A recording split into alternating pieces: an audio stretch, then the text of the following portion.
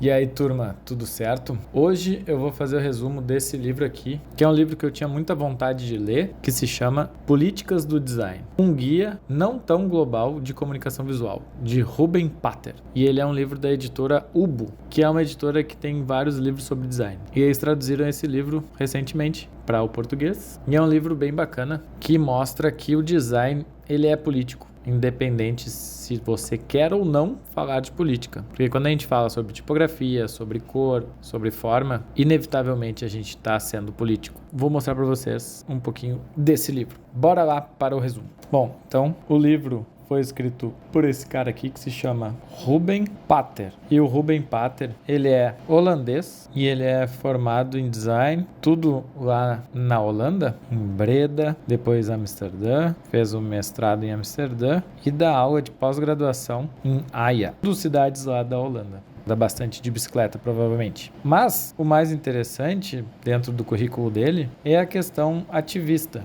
Então podemos chamar de um design ativista. Se vocês quiserem conferir, ele tem um site que se chama Untold Stories. E a capa do livro é uma capa assim, onde tem o mapa virado, né? Mais ou menos virado. E isso me fez lembrar, depois que eu li o livro, dessa obra de arte, que é uma obra de arte de Joaquim Torres Garcia. Só para contextualizar vocês, essa obra, A América Invertida, de 1943, ele criou depois que ele foi para a Europa, estudou arte, trabalhou com Gaudí na Espanha, depois trabalhou em Nova York fazendo brinquedos e voltou para o Uruguai, onde foi que ele nasceu, e percebeu que esse modernismo, principalmente de Steel, que era o movimento neoplasticismo, que esse movimento que ele estudou, inclusive, que surgiu na Holanda, mas que ele estudou na Europa, são movimentos eurocêntricos. E que quando ele voltou para o Uruguai, ele percebeu que os conhecimentos vindo do Uruguai, ou seja, do Sul, não eram contemplados na arte. Então ele criou esse movimento e ele falava que o nosso norte é o sul, ou seja, aquilo que dá o guia, né? Que geralmente a gente relaciona norte com orientação, qual que é o norte, para onde que eu tenho que ir? Na verdade, o nosso norte, que somos do sul, deveria ser o sul, que é o que nos orienta. Achei bem bacana que essa capa pode fazer referência a esse conceito. E o livro é dividido então em setores. São no total 60 capítulos micro artigos, mas os macros conteúdos são esses aqui, ó. Linguagem e tipografia. Depois a gente tem, que eu vou botar mais para cá, 2, que é cor e contraste. E depois nós temos mais 3 capítulos, que é o número 3, imagem e fotografia, o 4, símbolos e ícones, e por último, para fechar, o 5º, que é infografismo. No final das contas, então, o livro ele não se conecta muito de forma narrativa, mas são pequenos capítulos que a gente pode ler rápido e isso facilita bastante. Se quiser ler aos poucos o livro, não tem problema. Dentro do capítulo Linguagem e Tipografia, ele fala sobre a história da grafia partida e da relação da Fracture, uma tipografia gótica, com o movimento nazista. Um exemplo aqui bem legal é assim. Na página 38, ele fala que durante o nazismo teve um movimento de nacionalismo e Hitler buscava sempre esse conceito para defender suas campanhas. Por isso, fazia muito mais sentido gostar de letras góticas, que são letras vindas da Alemanha, né? E aqui foi essa tipografia Fracture, foi criada por Albrecht Dürer, que tem importância também não só como tipografia, mas com desenho, perspectiva, e foi um matemático bem importante. Em contrapartida, a gente tem um movimento modernista, a tipografia moderna, que é da Bauhaus e é da Alemanha pré-Segunda Guerra Mundial. E ela foi criada, por exemplo, a tipografia futura foi criada por Paul Renner, que inclusive foi preso durante o nazismo, assim como todos os professores da Bauhaus foram expulsos da Alemanha, assim como Einstein, assim como vários pensadores, né? Então, a tipografia teve que se modificar pelos interesses políticos. Houve então um interesse muito maior pela Fracture, por ela ter esse conceito de origem da Alemanha. O problema é que a Fracture ela não é muito entendível. Então os outros povos que iam sendo conquistados e rendidos pela Alemanha tinham dificuldade de entender os cartazes nazistas. que fez Hitler preferir as tipografias modernas. Os cartazes das Olimpíadas de 1936, que foi marcada pelo movimento nazista, ele foi feito em uma tipografia próxima à futura, para ser mais legível, para ser mais fácil de entender, apesar de o movimento modernista e seus pensamentos mais universais do design acabavam sendo contrários ao pensamento político da época. Ter ou não serifa pode ser um ato político. Espera aí que o sol tá pegando na minha testa aqui, eu vou ter que fechar a janela. Então, ter ou não serifa pode ser um ato político. Daí, para quem não sabe o que é serifa, vou deixar aqui um exemplo. Serifa são essas hastes que a gente tem no final das letras e que as letras modernas criadas pela Bauhaus, elas não têm serifa, elas são todas bem geométricas, bem retas, porque a moral da história da Bauhaus e do movimento modernista é ser objetivo, né? A forma seguir a função. E se serifa não tem função nenhuma, além de ser algo supérfluo, então não precisa ter serifa. Serifa é totalmente desnecessário, segundo o movimento modernista, é claro, né? Tem vários exemplos nesse primeiro capítulo falando sobre essa questão de linguagem e tipografia. Depois, a gente tem cor e contraste. Daí que tem uns exemplos muito legais, como... já parou para pensar que talvez as estátuas gregas, elas não eram brancas, elas não eram mármore puro, mas elas eram pintadas e tinham cor, então até essa nossa percepção com relação ao tempo muda. O que eu acho mais interessante, além dessas curiosidades, como, a caixa preta de um avião não é preta, é laranja, e os medicamentos que mandavam em guerra, por exemplo, pareciam bombas e as pessoas achavam que eram bomba por causa da cor amarela, que chamava atenção. Todos esses exemplos aí são legais. O que eu acho mais interessante são com relação a essas questões mais políticas mesmo, né? Então aqui ele fala sobre como é que surgiu a relação de cor e gênero. Na verdade, tem uma questão política, mas foi principalmente na época do baby boom americano, e dividir em dois segmentos com duas cores seria igual a aumentar a margem de lucro. Ou seja, se eu consigo vender um produto na cor rosa e outro na cor azul, e esses produtos vão ter segmentos diferentes e a pessoa vai ser obrigada a comprar dois produtos diferentes, melhora o mercado.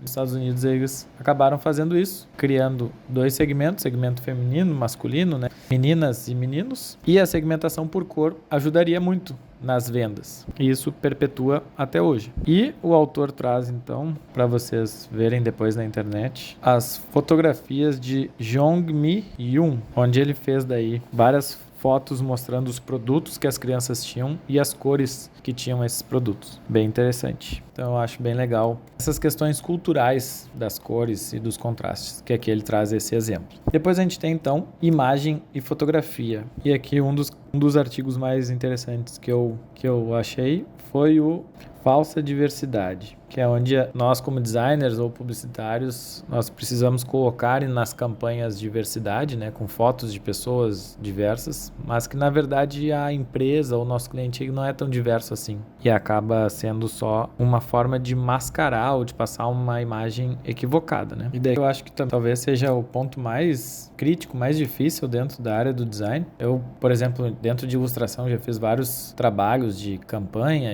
e desenhos, né, de personagem e de pessoas, e muitas vezes vem essa questão, né? Desenha mais diverso, desenha pessoas com deficiência, desenha pessoas de raças diferentes, mas será que fazer um desenho ou uma representação visual reflete realmente o que a empresa é, ou o que a empresa faz? E até que ponto isso não é uma apropriação cultural? Eu acho que nesse sentido é o que é mais interessante do livro. E daí ele parte para o quarto, que é o de imagem, símbolos e ícones. E daí, inevitavelmente, que nem ele fala na página 123, algumas culturas são maiores que outras. Então ele traz aqui como se fosse uma mãozinha do Mickey Mouse, né? Que todos nós sabemos o que é a Disney. Mas traz vários exemplos de como que a gente pode representar pessoas. Um muito legal que eu achei foi o da página 136, que é o de representação de pessoas cadeirantes. que é essa representação aqui. Aqui nos símbolos, por exemplo, então a gente tem aqui um primeiro ícone de cadeirante que foi feito por Suzanne Coffey em 1968 e que é utilizado até hoje, mas em 2013 os designers Sarah Endren e Brian Glennie fizeram esse Accessible Icon Project, que faz, né, com que a pessoa representada aqui pelo símbolo fique muito mais interessante, mudando a percepção que a gente tem, né, sobre essa representação. E os ícones de desigualdade que ele mostra aqui, né, que em 2005 a Universidade de Aveiro, em Portugal, analisou 49 sistemas de sinalização para ver até que ponto o gênero feminino era subrepresentado. Dos 722 ícones, 360 são masculinos e apenas 87 são femininos. Os femininos só superam os masculinos quando mostram pessoas acompanhadas de crianças. Ícones que mostram profissões reafirmam os estereótipos. Homens são médicos e mulheres são enfermeiras. Então, geralmente, quando tem um ícone representando o hotel, a recepcionista é uma mulher e o cliente, o hóspede, é masculino. Ao contrário de um ícone de consultório médico, por exemplo. E por último, a gente tem o infografismo. Daí tem muito legal, né? Esse exemplo aqui, não sei se vocês já viram. O Carl Sagan, que era um astrônomo, em 1972, eles enviaram na Pioneer 10 uma mensagem em disco para o universo e jogaram ela, né? E daí tinha codificações nesse disco para que um extraterrestre, quando pudesse ver essas informações, ler essas informações, ele entenderia que nós somos duas espécies, dois gêneros da mesma espécie, e que ela conseguiria interpretar o que é essa imagem, né? Então, os infográficos que ele fala nesse livro, eles podem dar ideias e às vezes ideias equivocadas. E ele traz daí as questões de padrões e desvios, que em design a gente estuda muito, que é fundamental na verdade, né? Então, por exemplo, a gente estuda em ergonomia um livro que é muito famoso, que é da fundação do Henry Dreyfus, que é As Medidas do Homem e da Mulher. E ele ainda é muito utilizado nas escolas de design, principalmente na questão de ergonomia, mas a gente esquece muitas vezes que ele é um estudo americano e que o desvio desse padrão é muito grande. Ou seja, uma população americana pode ser muito diferente da população brasileira, no sentido de medidas antropométricas. E considerar as pessoas como um padrão, às vezes, é um risco. Por isso que no design a gente tem que considerar os extremos e projetar para os extremos e nunca levar o padrão como ordem, né? Então, são os 5 capítulos do livro, certo, turma? Vou finalizar aqui deixando ele mais bonito, deixando ele mais estético. E depois eu argumento também o porquê que eu não achei tão bom o design desse livro.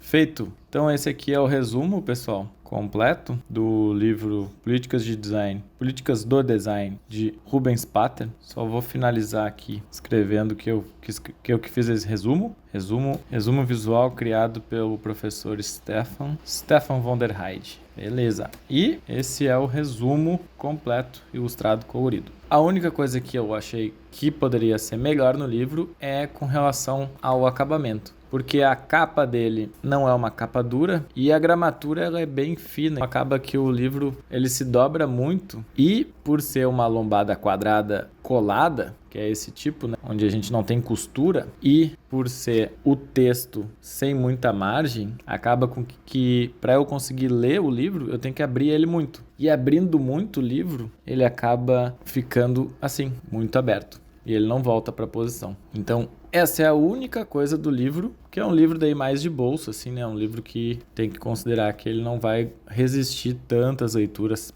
não vai resistir por tanto tempo. Mas é um excelente livro e talvez o motivo por ter esses acabamentos é porque ele é todo colorido também, né? Um livro todo colorido como esse tem um custo maior na hora de se produzir. E daí talvez por isso que não tenha a capa dura. Eu acho que talvez pelo conteúdo ser tão rico, acho que vale a pena se tivesse uma versão com capa dura, eu compraria com certeza. Certo, pessoal? Então, esse foi o resumo. Se vocês quiserem baixar o resumo em alta qualidade, é só entrar na legenda aqui embaixo e comentem o que vocês acharam. Comentem se vocês já leram esse livro e comentem se vocês acham que design é político ou não é político. Beleza? Nos vemos no próximo resumo.